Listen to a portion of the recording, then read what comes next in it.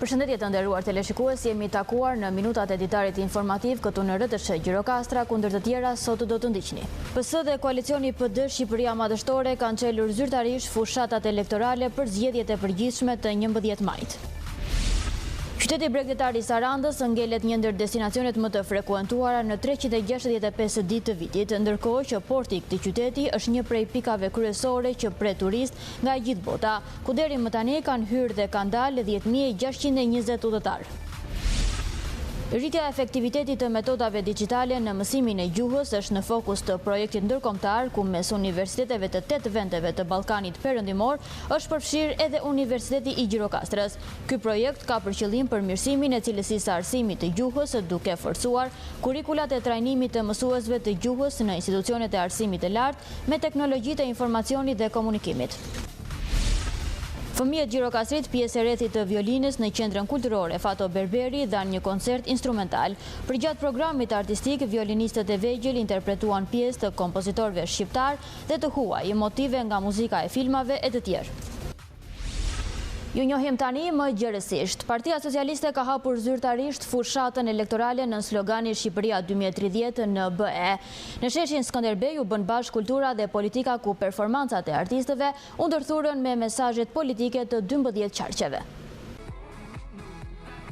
Partia Socialiste çeli sot zyrtarisht fushatën elektorale për zgjedhjet e përgjithshme të 11 majit në sheshin Skënderbej në Tiranë, nën sloganin Shqipëria 2030 në Bashkimin Evropian. Me një skenë ku në qendër janë 12 yje që simbolizojnë 12 yjet e flamurit të Bashkimit Evropian, eventi elektoral nisi me prezantimin e kandidatëve për deputet në 12 qarqe, shoqëruar me performancën me këngë valle tradicionale. Kumbimi i zërit të mjeshtrit të polifonisë Golik Bënça drejtoroi socialistët dhe gjithë shqiptarët me vargje që përcjellin mesazh për Europën.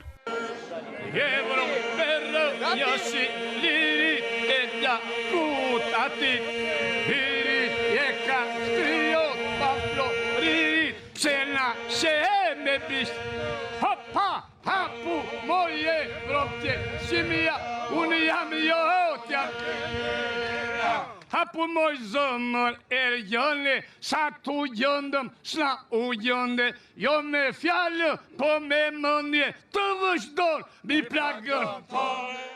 Drejtuesja politike e Partisë Socialiste në Gjirokastër, Mirela Kumbaru, tha se ambicia e madhe e socialistëve për parlamentaret e sivjetshme është mandati 4 me synimin për të përmbushur misionin e antarësimit të vendit në Bashkimin Evropian brenda dekadës. Ne, si numri 5 i Partisë Socialiste, jemi 5 shok. 5 shok me Anilën nga Lugina e Përmetit, me Shqyqyriun nga zemra e Toskëris në Memaliaj, me Tërmet Peqi nga zemra e Laboris në Tepelen, dhe me Piro Dhiman nga zemra e Lungjëris dhe qafa e pazarit të Gjirokastrës, bashkë me mua nga Libova dhe Kala e Gjirokastrës.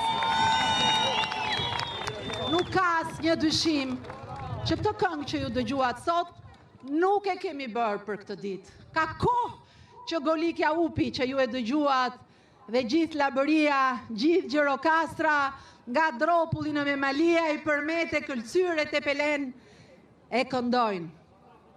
Sepse kemi punuar të gjithë për këtë ditë. Kemi 12 vjetë që punojmë.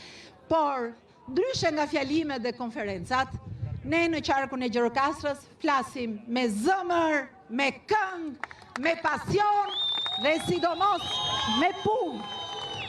Sepse nuk mund të jetë tjetër me Gjirokastrën, me 7 bashkitë e veta, që sot është modeli më i artë. Flas prap modeli më i artë se çfarë është në gjendje të bëj Partia Socialiste dhe vizioni i kryeministrit Edi Rama. Çfarë është në gjendje të bëjnë shqiptarët kur ju jep dorën pikën e Floririt ta kthejnë në një mal siç është Gjirokastra, që sot është zemra e turizmit, pasaport ndërkombëtare. Qarku i Gjirokastrës ka një nga urat më fantastike të lidhjes me Europën. Kemi Bashkinë e Dropullit, Dhe dua nga ky shesh të falenderoj dhe të përshëndes një pjesë të mirë të bashkëdhetarëve tanë në gjithë botën, po sidomos në Greqi, ku kemi familjet tona që për të parën herë kanë mundësi të votojnë, jo thjesht për veten e tyre, jo thjesht për shtëpinë e tyre, po për Shqipërinë Europiane dhe Gjirokastrën Europiane. Kjo pikë e Floririt, që është Gjirokastra, ka ngjyrosur edhe yjet. Jemi një ndër 12 yjet e Europës, një ndër 12 qarqet e Europës, që pas një dilemë do të marrim më shumë vota për Partinë Socialiste se 2021-shin, më shumë vota se në 2023-shin, do blindojmë dhe i kemi blinduar 3 mandate dhe po synojmë mandatin e 4 për një rezultat historik 4-0. Roft, Gjirokastra, Përmeti, Këlqyra, Dropulli, Liboova, Tepelena dhe Vemaliaj ju përqafojnë të tërve. Fitore dhe suksese. Për Partinë Socialiste të drejtuar nga Edi Rama, integrimi i Shqipërisë në Bashkimin Evropian në vitin 2030 do të jetë boshti mandatit të ardhshëm qeverisës. Skenografia e përzgjedhur përçon të qartë mesazhin e sloganit të socialistëve Shqipëria 2030 në Bashkimin Evropian, vetëm me Edin dhe Partinë Socialiste.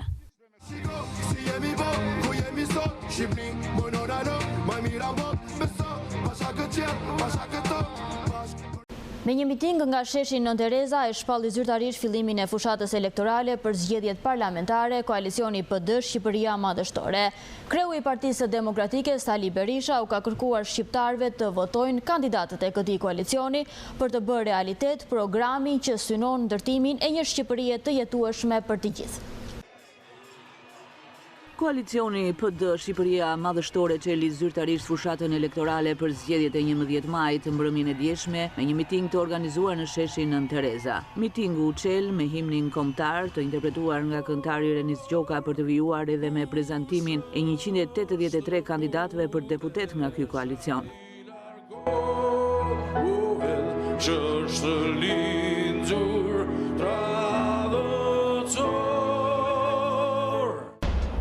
Për qarkun Gjirokastër kandidojnë Tritan Shehu, Mariklem Dervishi, Bajram Hysaj, Alma Kore, Arben Ristani.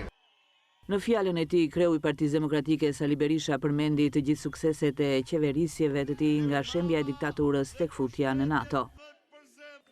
Ky flamur është flamuri i pluralizmit politik. Çfarë do që të thotë, çfarë do që të bëj. Kjo parti është parti që përmbysin diktaturën komuniste, vendosin demokracinë dhe ekonominë e tregut. Çfarë do që të thotë, çfarë do që të bëj. Kjo parti është parti që antarësojnë Shqipërinë në Këshillin e Europës. Është parti që antarësojnë Shqipërinë në NATO. Është parti që nxori Shqipërinë nga terri dhe errësira. Është partia që çau malën bashkoi kombin me rrugën e kombit. Është partia që dyfishoi rrogat, pensionet dhe nxori Shqipërinë nga humnera e varfërisë në grupin e vedhëve me të ardhurat të mesme të larta. Kjo parti është partia që liberalizoi vizat shqiptarëve, suksesin e tyre të jetës i nxori nga izolimi evropian. Mëtej Berisha u ndalte projekti Shqipëria Madhështore duke premtuar vendosjen e minimumit jetik dhe uljen e taksave. Ne këtë projekt do ta nisim jo me patronazhistin siç e nis ti. Jo me ata ministrat atë klanin tanë dhe oligarkët që malë për rreth, vjedh dhe plaçkit me mënyrë të pamëshirë këtë vend. Po do ta nisim me ata që ruajnë kafshatën.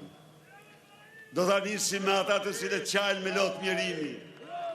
Do ta nisim me ata 750.000 burra të cilët i ke katandisur.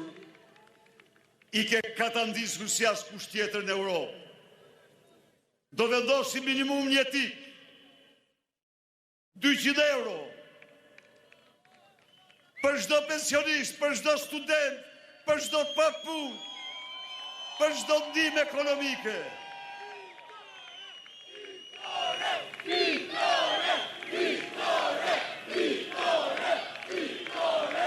Ne jemi partia e rritjes dhe dyfishimit të rrogave dhe pensioneve. Ne do i rrisim dhe dyfishojmë ato.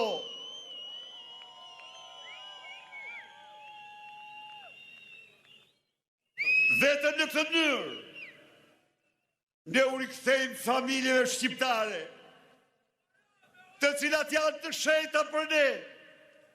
U rikthejmë dignitetin, u rikthejmë shpresën, u rikthejmë besimin tek vetja, familja dhe Shqipëria.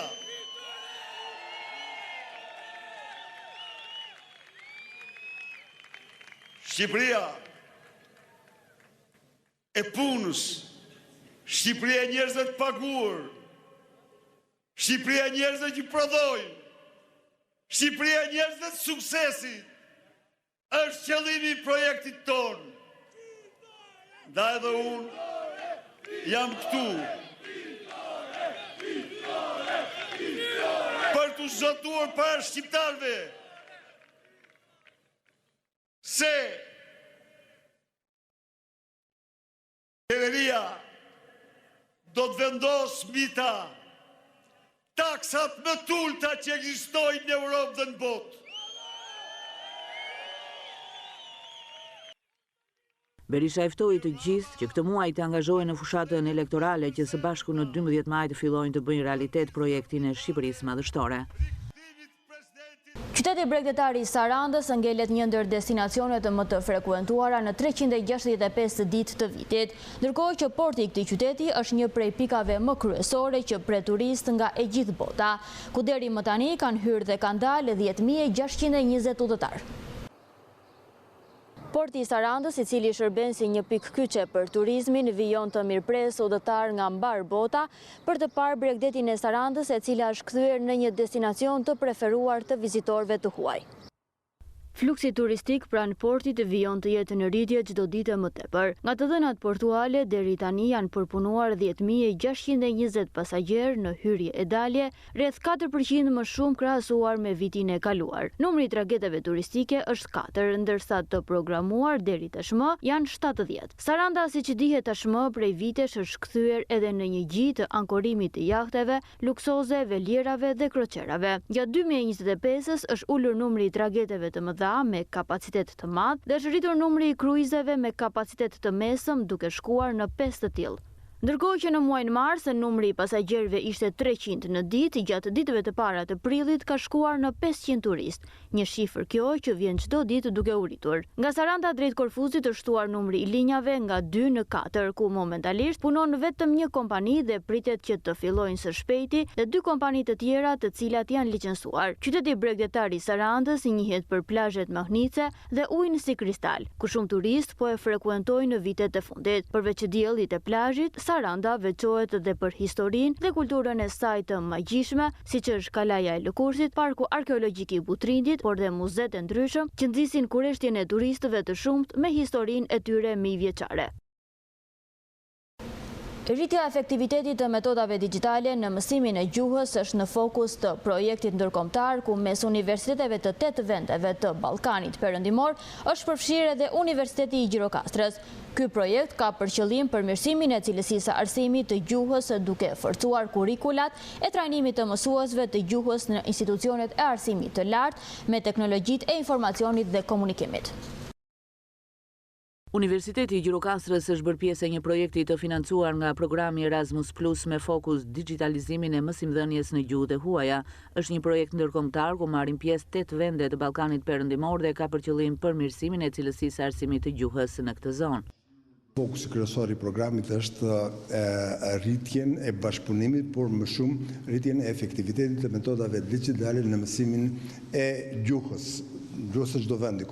Si një nga ambicjet e mëdha të këtij projekti, koordinatori Panajot Barka nënvizon ndryshimin e ligjit të arsimit të lartë në Shqipëri. Arsye se duhet të lejohet me ligj mësimin në distancë që të mund të justifikojë digitalizimin e metodave të mësimit të gjuhës.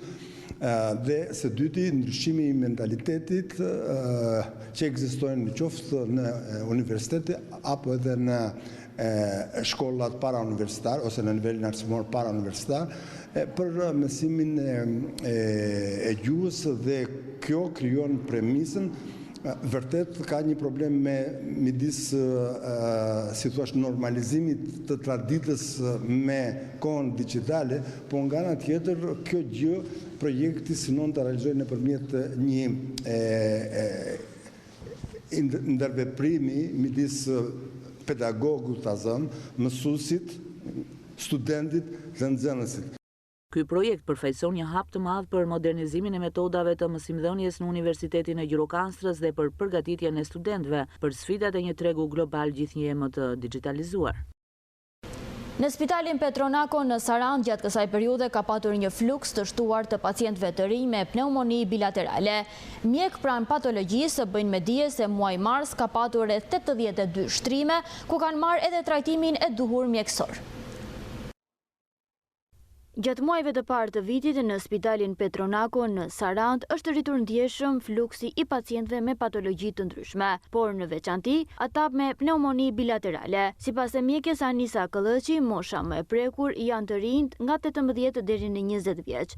Në këtë periudhë vizitat shkojnë deri në 30 në ditë, ndërkohë që në muajin mars ka patur rreth 82 shtrime pacientësh që kanë marrë kujdes intensiv. Si patologji më të përhapura këto muaj, ne kemi pasur shumë mosha të reja që janë nga 18 deri në 28 vjeç që kanë bërë pneumoni bilaterale ose pneumonira që nuk i kishim parë më përpara, të paktën në eksperiencën time tek moshat e reja. Zakonisht vinë ata të sëmurë që janë kronik, që reakutizohen, që bëjnë pneumoni, pra që kanë faktor ose smundje shoqëruese. Këtë vit kemi parë të rinj, 18 deri në 28 vjeç, që kanë bërë pneumoni bilaterale dhe me një klinik jo shumë specifike, kohë, temperaturë, ditë, vetëm këto shenja. Pastaj më vonë vinë që duke bërë ekzaminimet, grafi, skaner, analiza, dalin që kanë bërë pneumoni bilaterale. Mjekja Këllëqi bën me dije se individ që janë me simptoma si temperaturë e shpesht apo bllokim në frymarrje duhet menjëherë të paraqiten pranë mjekut të familjes, pasi mund të shkojnë dhe drejt sanatoriumit nëse nuk marrin trajtimin e duhur. Vizita ditore mund të them unë nga ana ime si mjeke specialiste që kam pasur gati 20 deri në 30 vizita. Për shtrime që janë bërë, kanë qenë pjesa më e madhe, për shembull në mars kanë pasur gati 82 shtrime, që kanë qenë të gjitha pjesë më shumë nga ana e pneumonive dhe të sëmurë kronik që janë riakutizuar. Nëse një pacient ose kushdo që ka 3-4 ditë me temperaturë dhe shikon që temperatura nuk bie, por bëhet më e shpeshtë dhe fillon të bëhet çdo 4 orë, çdo 2 orë dhe është rezistente ndaj mjekimit, atëherë këshillohet që të paraqiten tek mjeku specialist ose te mjeku i familjes për të marrë një udhëzim se ku duhet të drejtohen. Personat më të rrezikuar nga zhvillimi i pneumonisë janë të moshuarit dhe fëmijët, po aq të rrezikuar sipas bluzave të bardha janë edhe personat me sëmundje kronike të mushkrive. Projekti i ndriçimit të LED në Bashkinë e Libohovës është në fazën përfundimtare. Pas instalimit të 500 ndriçuesve në fazën e parë, aktualisht është duke u realizuar faza e dytë ku do të vendosen edhe 200 ndriçues të tjerë në qytetet dhe zonat rurale aty ku ka mungesa. Ky projekt ka për qëllim përmirësimin e sigurisë dhe cilësinë e jetesës për qytetarët, duke kontribuar gjithashtu në kursimin e energjisë dhe mbrojtjen e mjedisit. Në Bashkinë e Libohovës, projekti i ndriçimit LED është në fazën e tij të fundit. Pas disa muajsh punë intensive jo vetëm në qytet, por edhe në njësitë administrative të Bashkisë Libohov, tashmë do të ofrohet një ndriçim më modern dhe efikas për të gjithë banorët. Ne tani jemi në vazhdimsi për ndriçimin rrugor. Kemi përfunduar disa fshatra, si Dyla Bovat, Stegopolin, Nepravishtat, Drinon, dhe jemi në vazhdim në Teqefush, në lagjen Teqefush. Jemi në përfundim të saj dhe pastaj kalojmë në lagjen Bajull të qytetit.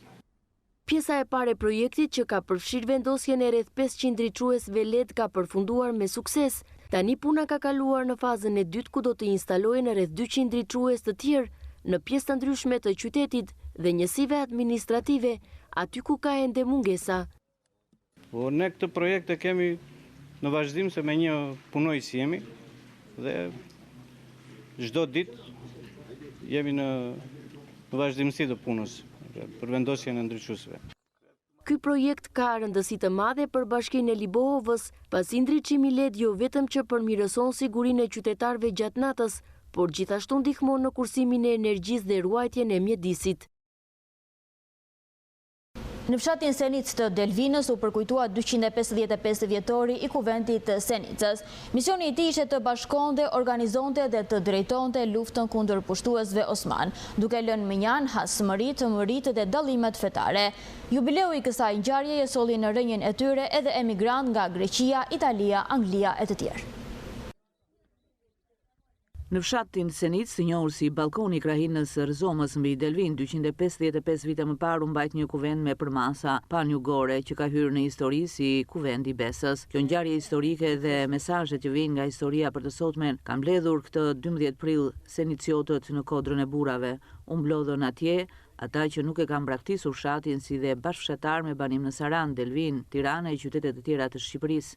Jubileu i kësaj ngjarje solli në rrënjët e tyre në Senicë edhe emigrant nga Greqia, Italia, Anglia e të tjerë. Kjo ngjarje ne na përvejson lidhjen e Besës, të një beslidhje të kuvendit të Jugut, dhe sot është një jubile 255 vjetori i saj dhe është një gur i rënd dhe i çmuar për këtë kuvend që për gjithë Shqipërinë është një event që ne do e kujtojmë çdo vit, por si ky vit është jubileu që ne i tregojmë të gjithëve që ky është gur i rënd në vend të vet dhe të gjithë marrim mesazhet nga ky shkëmb, nga kjo lidhje e Besës, nga kjo beslidhje që ka ekzistuar në shekuj. Biznesmeni e Senicjot i ardhur nga Selaniku, Thodori Miho, tha se mbajtja gjallë e trashëgimisë së historisë na shërben për rritjen e dashurisë për vendlindjen. Po, është një kuvend ku mblodhen të gjithë burrat e Jugut dhe në fjalën lidhën Besë për luftuar kundër turqëve. Nga Smokthina te Filati, Bregu Deti dhe Zhulati ishin të gjithë kapetan lidhën Besën për vatan. Allajbeu Navarric, Besa u lidhën Senic. Eventin e Senicës e përshëndeti dhe avokati Gjergj Mera, i këshilltar bashkiak i Sarandës.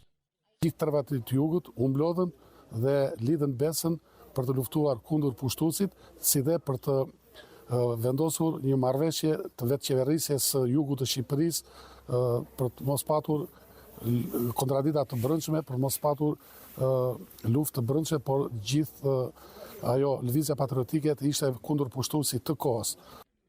Në beslidhjen e Senicës të 10-13 prillit 1770 morën pjesë përfaqësues nga krahinat e Shqipërisë së Jugut, nga Delvina, Imara, Labëria, Lumi Vlorës, Zhulati, Rëzoma, Bregdeti dhe Çamëria.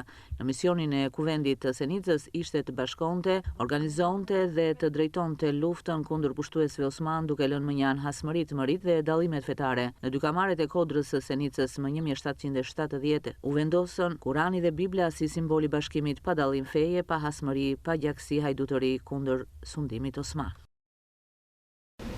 Fëmijët Gjirokastrit, pjesë e rrethit të violinës në qendrën kulturore Fato Berberi, dhanë një koncert instrumental. Përgjatë programit artistik, violinistët e vegjël interpretuan pjesë të kompozitorëve shqiptar dhe të huaj, motive nga muzika e filmave e të tjerë. Tinguj në violin titulloi koncerti instrumental i rrethit të violinistëve të vegjël në qendrën kulturore të fëmijëve Fato Berberi në Gjirokastër.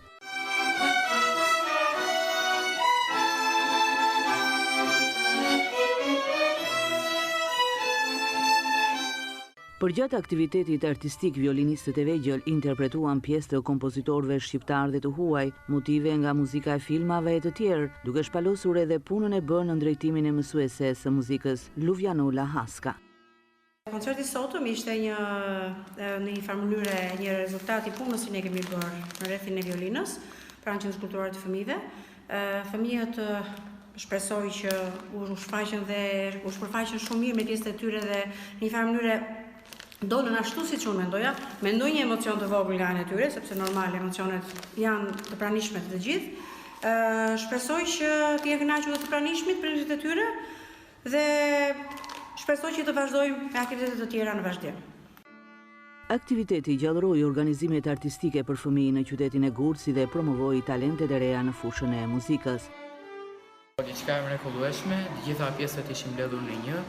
pjesë solo të fëmijë, pjesë tona në grup, ishte një kolazh i gjitha pjesëve të shqiptare, të huaja, nga pjesë më të bukurat, të gjitha që mua më pëlqejnë shumë, sidomos mbyllja që ishte pak surprizë që e kishim lënë pa e thënë në program, që e Tarantela, që nuk ishte parashikuar në program, por që ne dinim që do ta bënim si surprizë në fund. Që një pjesë perfekte mbyllëse, le të them se ky koncert do li me sukses. Ne zhvilluam një aktivitet të bukur dhe tërheqës, shpresoj të ketë pëlqyer. Ne bëm disa pjesë të cilat janë kalinka, tomankuqes, edukativ vogëlie, kolazhi, me pjesët të shqiptare që janë për fëmijë mimoza, lastica, bëni ecën vetë, ulanti, kërkon një motër. Zhvilluam së bashku me fëmijët më të vegjël dhe më të rinj, zhvilluam një koncert të shkurtër por fantastik. Prej fillimit të vitit, Qendra Kulturore Fato Berberi ka organizuar një sër aktivitetesh kulturore artistike me pjesëmarrjen e fëmijëve dhe nxënësve të shkollave. Këtu kemi përfunduar të nderuar teleshikues, ishte gjithçka e përgatitur për këtë ditar informativ, ndajmë së bashku dhe miru takofshim.